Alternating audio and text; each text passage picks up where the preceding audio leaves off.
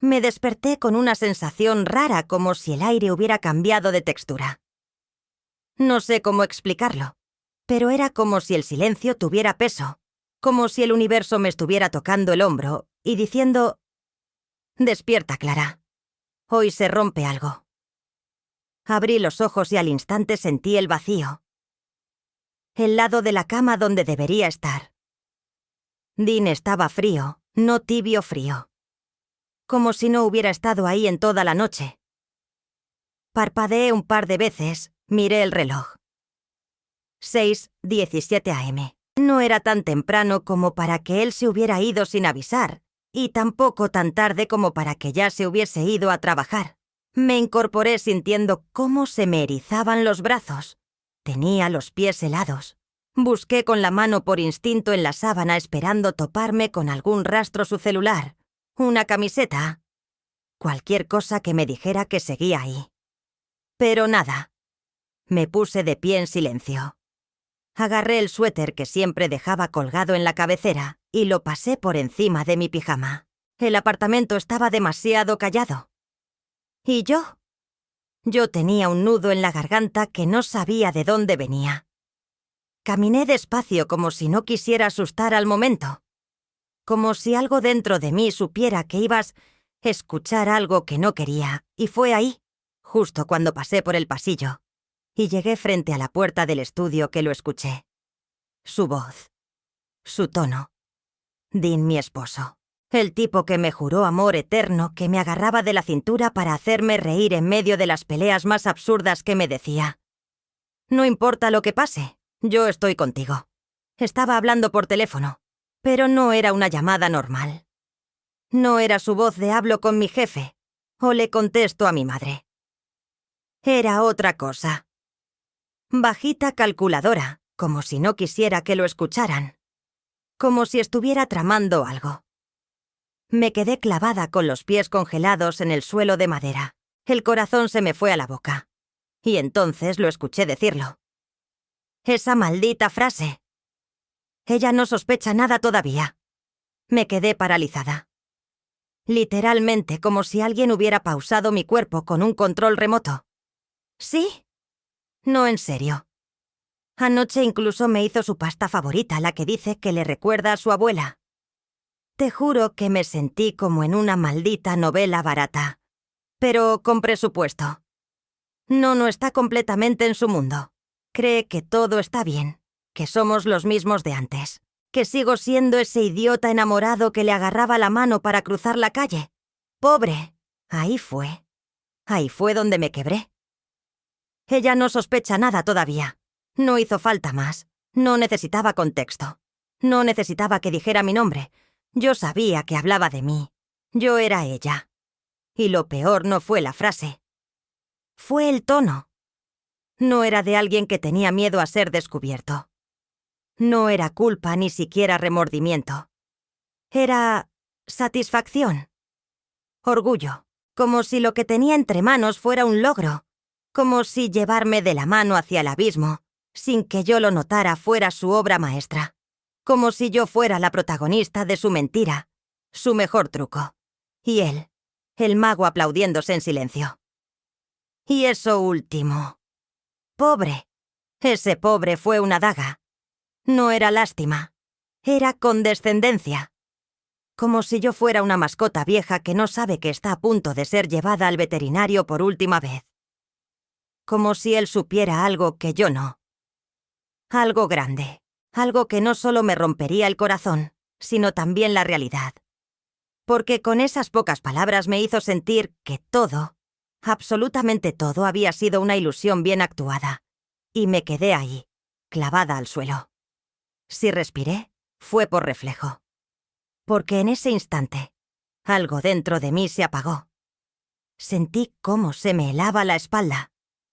Como si en ese segundo mi sangre se hubiera convertido en hielo.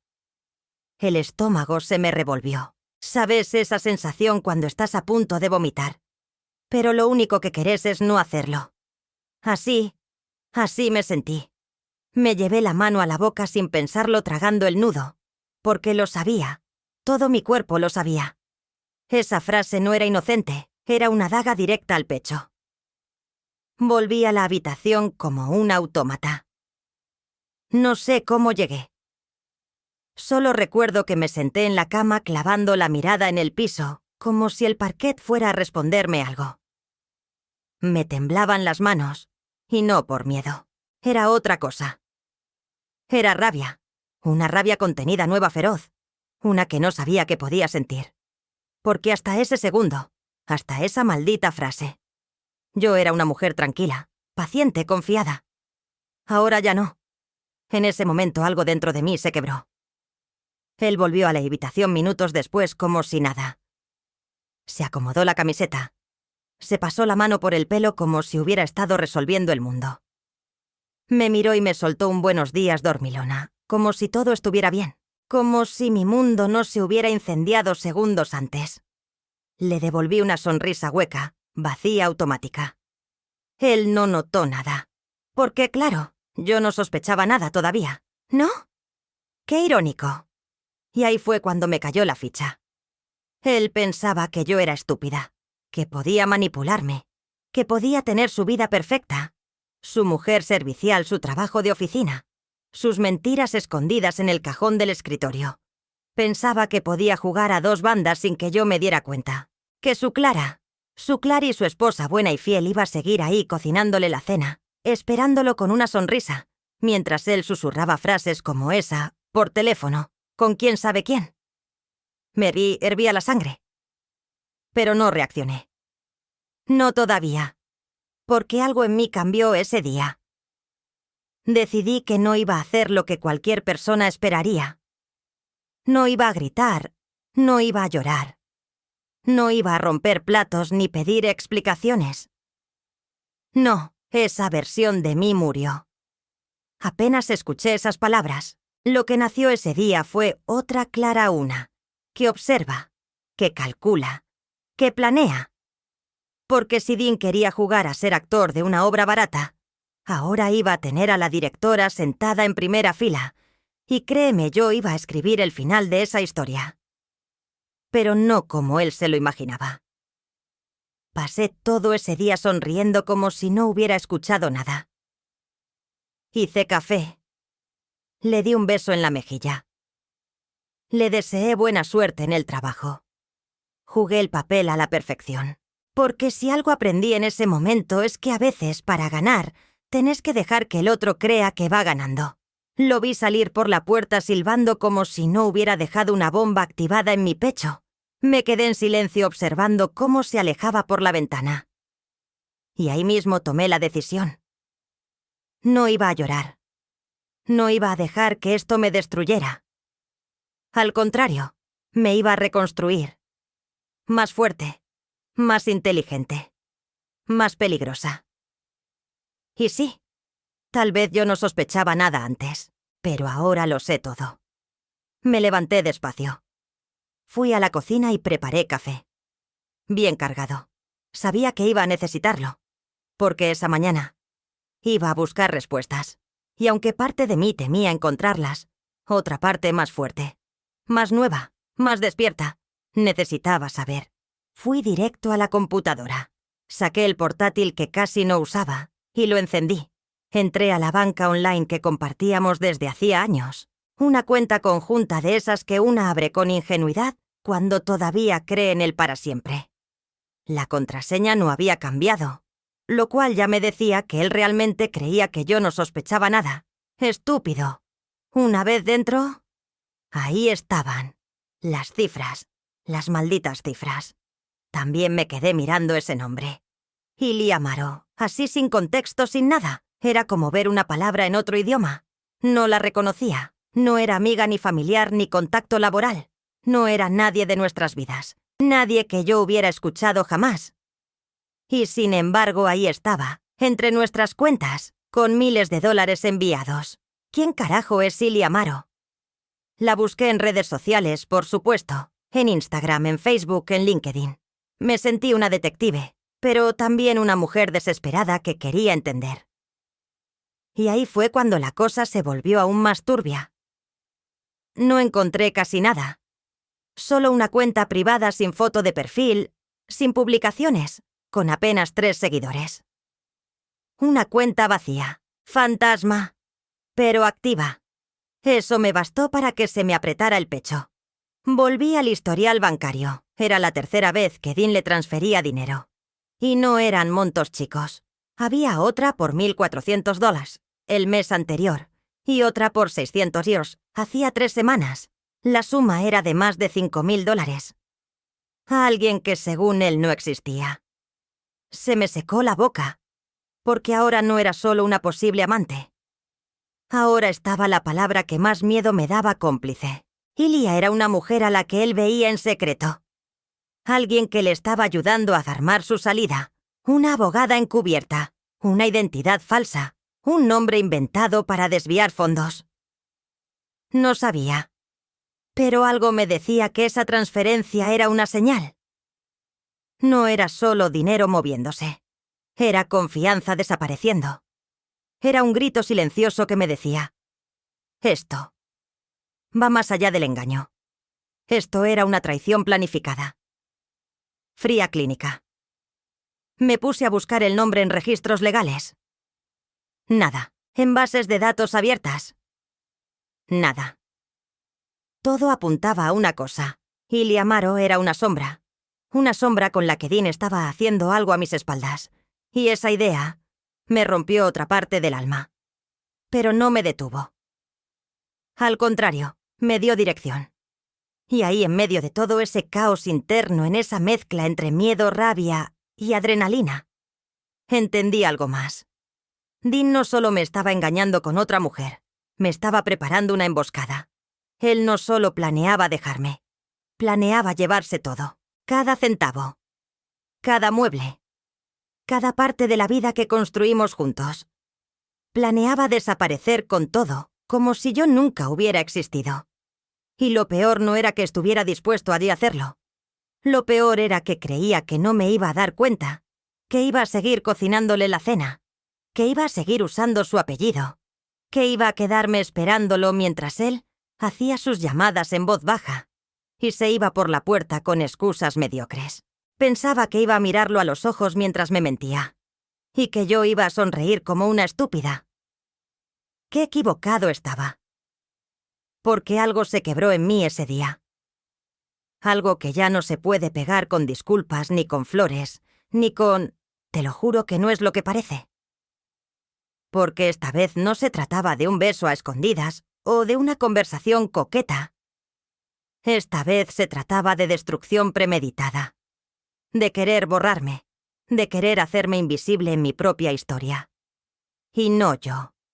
Ya no soy esa mujer. Ya no soy la que confía con los ojos cerrados. Ya no soy la que cree que el amor lo puede todo. Ya no soy la que pide explicaciones. Porque entendí que no hay explicación que me devuelva el respeto que él pisoteó. Así que empecé a escribir. Todo. Cada número. Cada transacción. Capturas de pantalla. Fechas, correos. Un archivo completo. Cronológico impecable. Porque si él estaba construyendo su salida, yo iba a construir mi defensa. Ya no era amor, era estrategia. Y esa mujer que yo solía ser, la que callaba, la que evitaba confrontar, la que decía, seguro estoy exagerando, esa Clara murió el día que escuchó esa frase. Ella no sospecha nada todavía. Ahora soy otra. Una que sospecha de todo. Una que no va a quedarse mirando cómo le roban la vida. Y si Dean pensaba que me iba a sacar del juego sin que yo jugara mi última carta, entonces no me conocía en absoluto. Porque yo, Clara, la mujer que él creyó débil, acaba de despertar.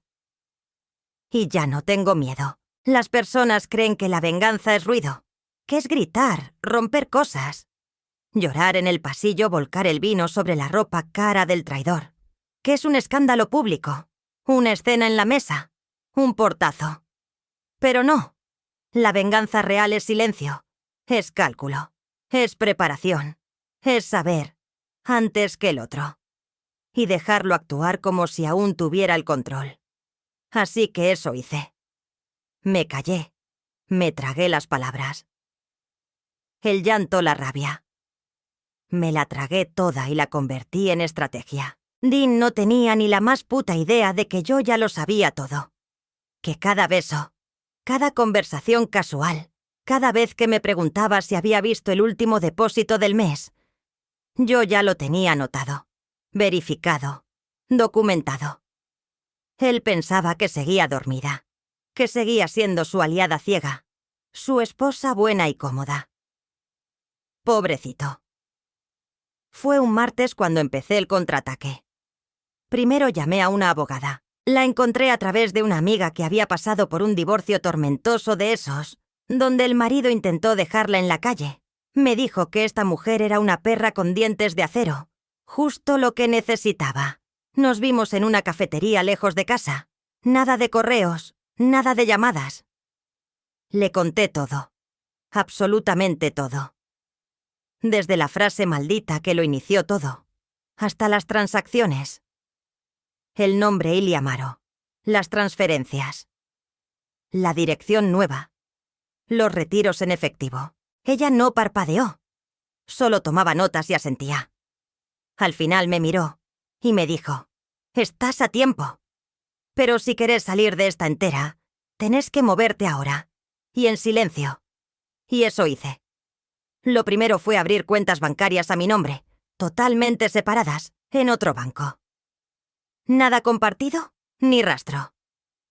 Transferí una parte del dinero que estaba bajo mi nombre legal, ese que por contrato me correspondía. No podía llevarme todo sin levantar sospechas, así que hice varios movimientos pequeños, lentos, disfrazados de gastos cotidianos, pagos de tarjetas, aportes para ahorros conjuntos. Todo encajaba. Luego aseguré la casa. Técnicamente estábamos casados en régimen compartido, pero gracias a una cláusula rara del contrato inicial que él mismo insistió en firmar, el departamento estaba a mi nombre. Supuestamente para evitar problemas con sus cuentas personales, si alguna vez le auditaban en el trabajo. ¡Qué ironía! Ahora esa jugada me salvaba.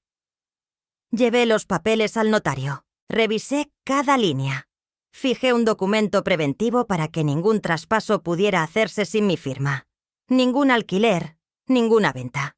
Si pensaba desaparecer, no iba a llevarse ni una baldosa de este lugar. Después fui por el coche. Y sí, también lo aseguré. Solo a mi nombre. Cambié contraseñas. Pins, preguntas de seguridad. Abrí un casillero personal para guardar documentos importantes. Mi pasaporte, escrituras, los papeles del contrato de matrimonio. Todo duplicado, todo escondido. Ni siquiera en casa. Ni siquiera digital. Mientras tanto, Dean seguía siendo Dean. Volvía del trabajo silbando. Me preguntaba si quería ver una película. Me besaba en la frente como si nada. Hacía chistes sobre la oficina, sobre su jefe, sobre lo estresado que estaba. Incluso un día me dijo: «Qué suerte tengo de tenerte. A veces siento que el mundo se me viene encima y vos sos lo único estable». Y sonrió. Y yo también. Pero por dentro me hervía el alma. Porque sí era su estabilidad. Pero no la que él creía. Era el iceberg debajo del Titanic. Y él, mi amor, ya estaba navegando directo al choque. Seguía actuando como si todo estuviera perfecto, como si yo fuera su dulce compañera, su esposa fiel. Me contaba sus planes, me preguntaba por el trabajo, me acariciaba la espalda por las noches. Y yo asentía, sonreía, fingía.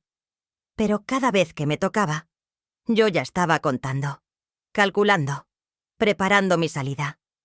O mejor dicho, su caída.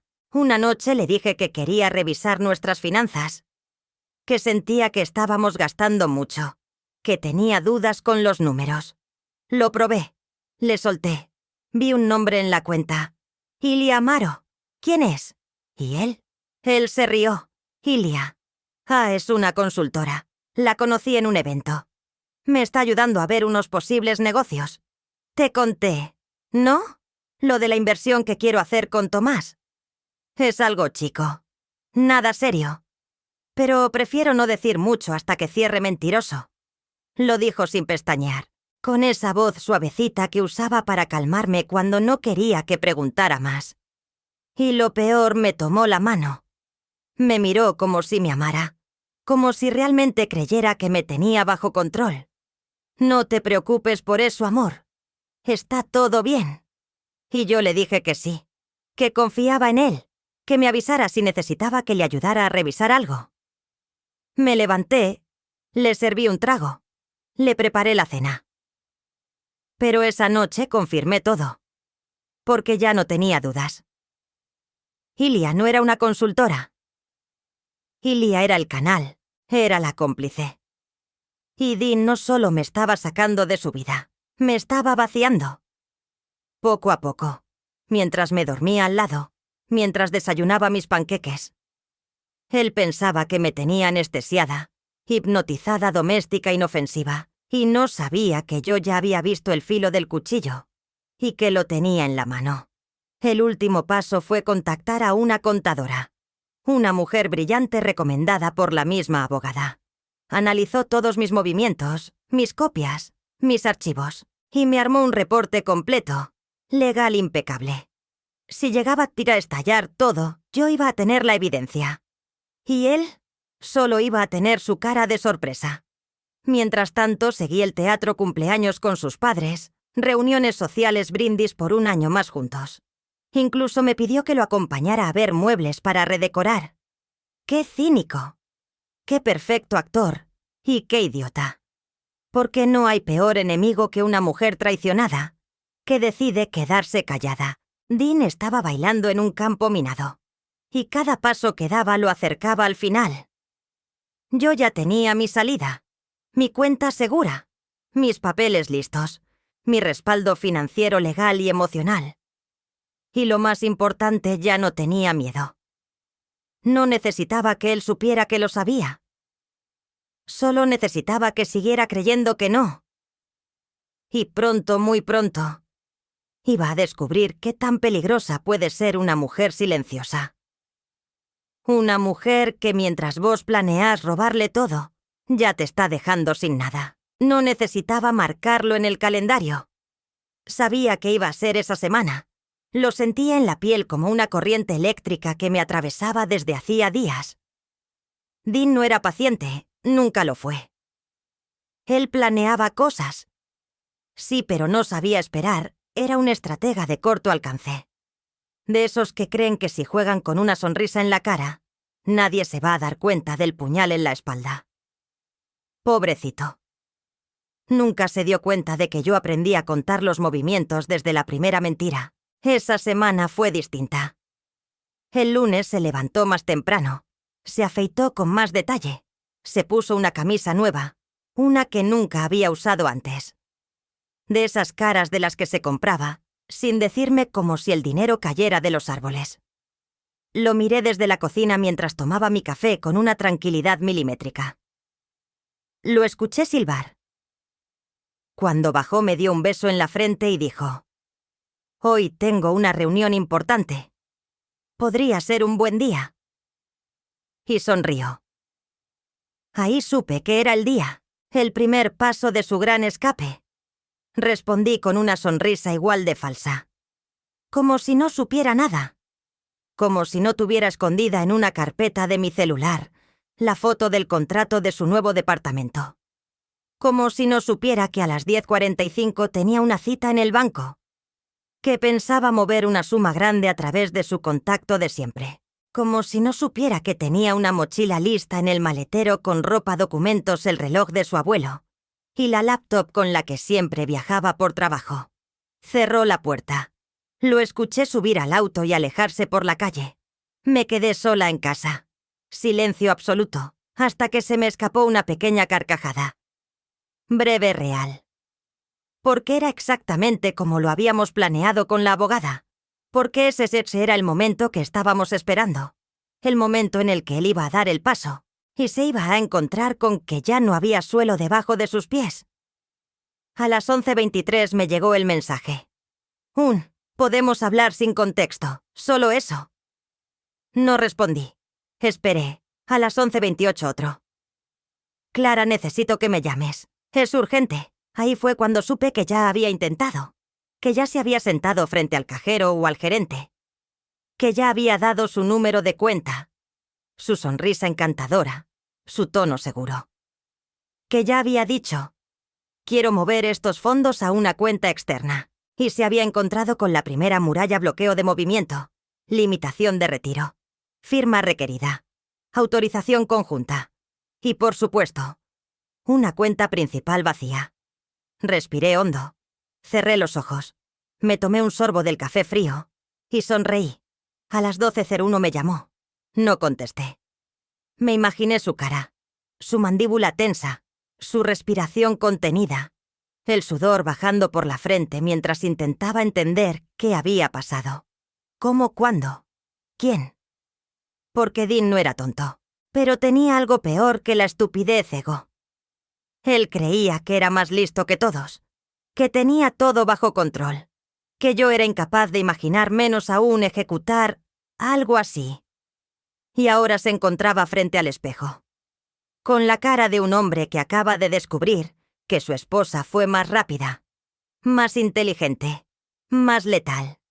Volvió a casa a las 14:07. Lo supe antes de escucharlo. Lo sentí en el aire. Ese tipo de energía que entra a una casa antes que la persona. Una especie de vibración rara densa que lo anunciaba como un trueno, antes de la tormenta. Dean estaba furioso. No confundido. No triste, furioso. Como si fuera él el traicionado. Como si tuviera derecho a gritar. A romper cosas. A exigir respuestas que nunca dio. La puerta se abrió de golpe. Literal. Como en las películas, ni siquiera usó la llave. Empujó con fuerza haciendo retumbar el marco, y por un segundo pensé que se iba a descuadrar de la pared. El portazo sacudió el aire como si anunciara una tormenta. La madera vibró. John O'Dean apareció como una sombra densa, como una silueta que viene cargada de rabia, de frustración, de derrota. Entró con el cuerpo tenso, los puños apretados, los ojos inyectados en sangre, y la respiración tan agitada que parecía que venía de correr kilómetros, cuando en realidad venía del banco, de encontrarse por fin con su propia impotencia.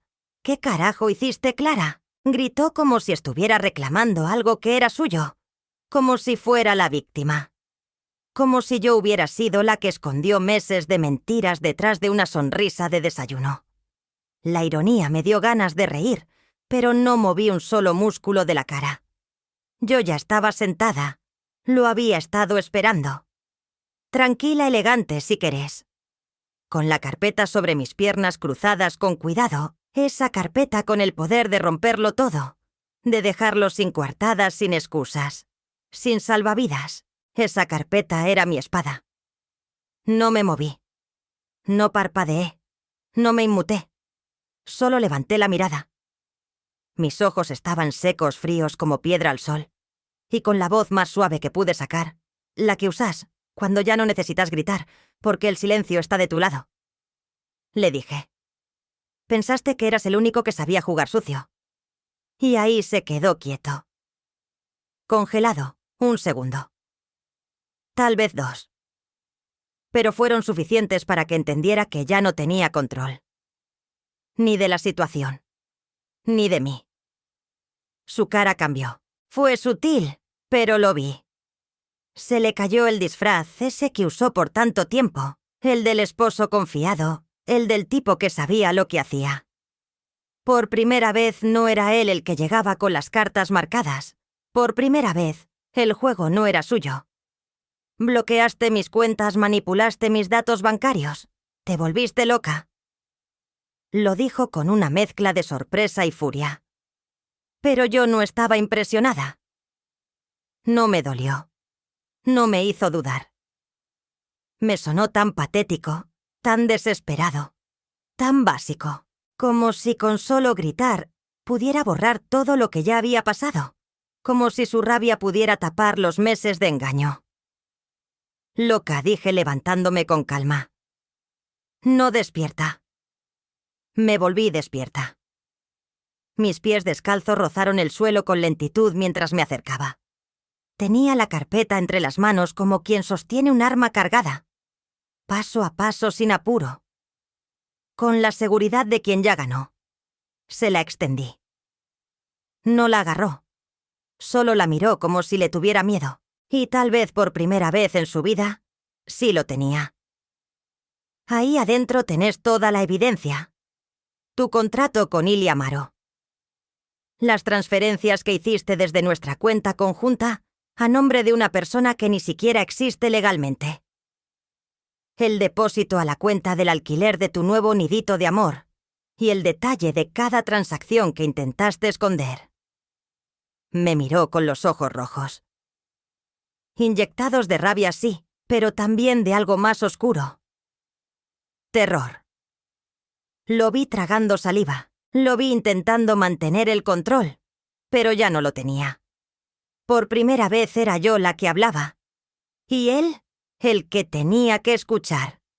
No terminás de entenderlo. ¿No? Seguí con la voz firme. Seguís pensando que soy la misma pelotuda que te preparaba café cada mañana, sin saber que estabas armando tu fuga. Pero ya no soy esa. Esa se murió el día que dijiste. Ella no sospecha nada todavía. Dije esa frase como quien escupe veneno, y lo vi desmoronarse un poco más. Tragó saliva, dio un paso hacia mí. Apenas, pero lo suficiente para que su cuerpo invadiera el espacio. Intentaba recuperar algo. Un poco de autoridad. De dominio ridículo. Tardío. Inútil. «Estás exagerando». «Clara», empezó a decir, pero yo levanté la mano. Ni una palabra más de ese manual de excusas. No estás hablando con la Clara de hace 2 semanas, a la que le podías mentir con una sonrisa. El silencio se volvió espeso, y entonces se le cruzó algo por la cara. Algo más peligroso. Más visceral. Una especie de impulso oscuro. Dio un paso más, esta vez más rápido, y por un momento supe que quería agarrarme del brazo, que quería acercarse. Tal vez hasta sacudirme. Pero ahí me acerqué yo primero, con los ojos encendidos, y le solté despacio como quien carga una escopeta. «Un solo dedo tuyo. Me toca. Y te juro que vas a desear no haber nacido. Te dejo en la calle y con antecedentes. ¿Querés probarme?» Dale. Se detuvo. Sí. Se detuvo. Porque Dean era un cobarde. Siempre lo fue. Solo parecía fuerte cuando alguien no le respondía. Solo levantaba la voz con gente que lo miraba desde abajo. Pero yo ya no estaba abajo. Yo estaba parada, con pruebas, con una red legal tejida posible a su alrededor como una telaraña. Y él era la mosca atrapada.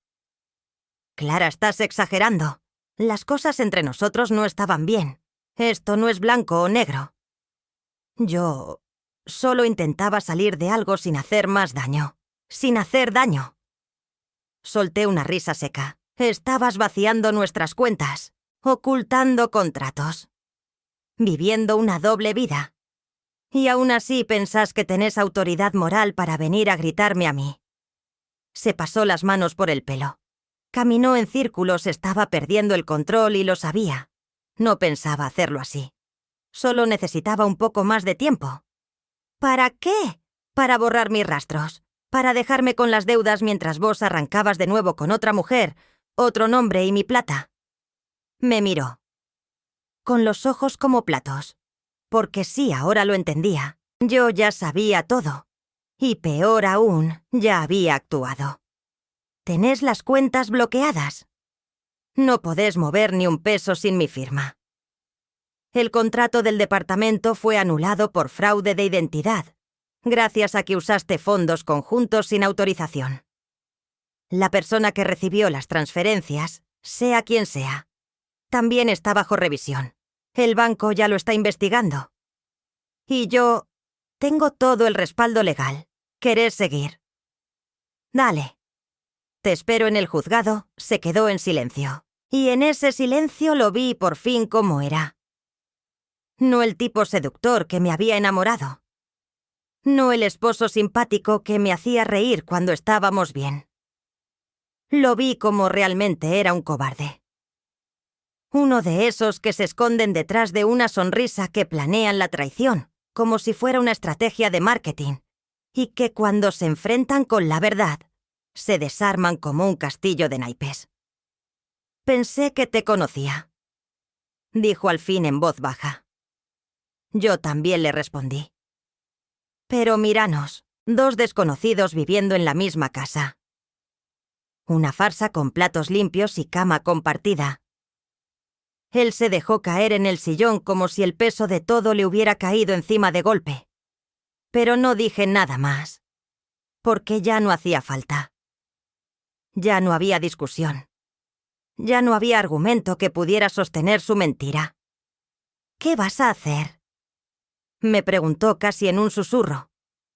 Lo que tenga que hacer. ¿Pero vos? Dean, no te vas a llevar nada más de lo que trajiste. Esto es una venganza. Me acerqué. Me incliné hasta estar a su altura. Lo miré a los ojos y dije sin levantar la voz: no, esto es justicia. Y me fui. Lo dejé sentado ahí con los papeles en la mano, con el alma hecha mierda, con la verdad mordiéndole el cuello. Yo ya no necesitaba vengarme.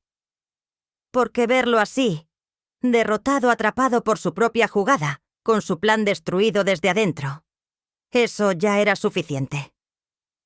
Lo que me robó no era solo dinero. Fue confianza. Tiempo, fe. Y no hay cuenta en el mundo que pague eso. Pero al menos ahora sé que nunca más voy a ser la mujer que espera en silencio, porque pensaste que eras el único que sabía jugar sucio. Y acá estoy, con las pruebas, con los papeles y con tu máscara, en el piso.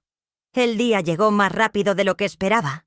Y sin embargo, cuando me senté en esa sala fría frente a la mesa de madera, con el eco lejano de otros juicios colándose por las paredes, supe que no había nada que pudiera haberme preparado para esto. No por lo doloroso, sino por lo definitivo, lo inapelable. Esto no era solo un divorcio. Era el final oficial de una historia que por mucho tiempo creí que iba a ser eterna. Dean estaba sentado a mi izquierda a 2 metros de distancia, y aún así me pareció lejano. Más lejano que nunca. Más extraño que nunca. Su postura era tensa, pero ya no arrogante. Ya no estaba inflado de seguridad como solía estarlo. Ya no sonreía con ese aire de quien cree tener ventaja. No. Hoy tenía los hombros hundidos. La camisa mal planchada, las manos temblorosas sobre el regazo. Sus ojos ya no buscaban mi reacción. Miraban hacia abajo, hacia el papel, hacia el piso, hacia cualquier lugar donde no tuviera que enfrentarse a lo que había hecho. Yo, en cambio, estaba firme, no fría, no impasible. Firme. Con la espalda recta, el cabello recogido y el corazón tranquilo. Porque ya no había nada que me hiciera daño. Porque todo lo que tenía que romperse ya se había roto. Lo que dolía ya no dolía. Lo que ardía se apagó. No quedaban cenizas. Solo la certeza de que por fin esto se terminaba. La jueza leyó los términos. Su voz era monótona, casi robótica, pero yo la sentí como campanadas. Separación de bienes, cláusulas de custodia patrimonial. Liquidación final. Una línea tras otra confirmando oficialmente que él no iba a llevarse nada más, ni un centavo, ni un recuerdo que yo no le diera. Dean no dijo nada. Su abogado hablaba por él, porque Dean ese día no tenía voz, no tenía argumento. Y eso era lo que más le pesaba, que no era solo el dinero, no era solo la cuenta bloqueada ni la propiedad fuera de su alcance. Era el control, el dominio, el relato. Porque esta vez la historia no se contaba desde su versión. Se contaba desde la mía. Clara, la silenciosa Clara, la que sabía cocinar, limpiar, sonreír y ser traicionada sin que nadie se diera cuenta. Esa Clara ya no existía. Y él lo sabía. Lo vi levantar la vista apenas. Me miró. Y en sus ojos no había odio, no había rencor. Había algo más triste, más cruel, una mezcla de nostalgia, frustración y derrota, como quien ve algo hermoso que dejó caer por descuido y que ya no puede volver a armar. Él me miraba y se daba cuenta de que me perdió. No ahora. No cuando firmara ese papel. Me perdió el día en que creyó que yo no iba a despertar. El día que pensó que podía vivir 2 vidas y que yo iba a quedarme quieta. Ese fue su error. Y lo sabía. Yo también lo miré, pero no con rabia. No con resentimiento. No lo miré con fuerza, con la frente en alto, porque ya no necesitaba odiarlo para seguir adelante. No lo necesitaba para nada. Y eso era lo que más dolía, porque él podía volver a empezar. Podía buscar a otra. Podía mentir de nuevo, disfrazarse otra vez de esposo perfecto, sonreír en cenas familiares. Podía repetir el patrón. Pero nunca iba a recuperar esto. Nunca iba ya a encontrar de nuevo a la mujer que creyó tener asegurada, porque esa mujer ya no existe. Se firmaron los papeles. Un clic seco del bolígrafo marcó el fin. La jueza dio por concluido el caso. Todos comenzaron a levantarse recogiendo documentos, papeles, carpetas. Dean se quedó sentado unos segundos más. Yo me levanté sin prisa. Crucé frente a él, y justo cuando estuve a su lado, lo miré por última vez. Y le dije en voz baja, sin veneno: «Gracias por enseñarme a no necesitarte». No esperé respuesta. No hacía falta, porque lo que tenía que decir, lo dije. Lo que tenía que sentir, ya lo sentí. Y lo que viene ahora es mío, solo mío. Caminé hacia la salida sin mirar atrás. Afuera el mundo seguía igual. El sol seguía saliendo. La vida seguía. Pero yo ya no era la misma mujer que entró a ese tribunal. Ahora era otra libre y entera. Yo no soy abogada. No crecí sabiendo de contratos, ni de movimientos bancarios, ni de cómo protegerme ante una traición. Pero aprendí. A la fuerza. Y si algo me quedó claro después de todo lo que viví, es que el amor sin claridad legal y financiera puede salirte carísimo. Así que estas son mis lecciones, las que me prometí no guardarme. Las que quiero que todas escuchen. Porque ninguna mujer debería quedarse ciega en su propia historia. Primero, no entregues tu seguridad. Nunca. Ni por amor, ni por costumbre, ni por comodidad. No importa cuánto te quieran. Tené tus propias cuentas, tus propios documentos, tu nombre en las cosas importantes. Si algo pasa, necesitas un lugar al que correr. Un respaldo. Segundo, revisa los números. Sin miedo. Mira los movimientos de la cuenta. Pregunta, involúcrate. No es desconfianza, es conciencia. Vos también sos dueña de lo que construyen juntos. Tenés derecho a saber, ¿y si él se molesta por eso? Bueno, ahí ya tenés tu primera señal. Tercero, no subestimes tu instinto. Nunca. Si algo no te cierra, no lo ignores. No lo tapes con excusas. Escucha esa vocecita que te dice que algo anda mal, porque esa voz es vos, hablándote desde la verdad. Cuarto, arma tu red. No estás sola. Pedí ayuda.